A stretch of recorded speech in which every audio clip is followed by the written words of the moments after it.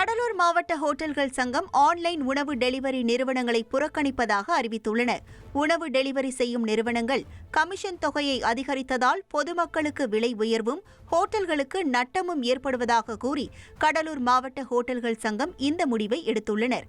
மாற்றாக குறைந்த கமிஷன் வசூலிக்கும் ஜாரோஸ் என்ற உள்ளூர் உணவு டெலிவரி ஆப்பை பயன்படுத்துவதாகவும் முடிவு செய்துள்ளனர். பன்னாட்டு நிறுவனங்கள் பல உள்ளார 30%, 40% ஹோட்டல்காரங்களை சீரழிச்சிட்டு இருந்தாங்க. ஹோட்டல் முதலாளிக்கு தெரியாமையே அன்னைக்கு அவங்களுக்கு நிறைய ஆர்டர் வரலன்னா 30% தள்ளுபடி, 20% தள்ளுபடி இவங்களை கேட்காமையே போட்டுக்கிட்டு இருந்தாங்க.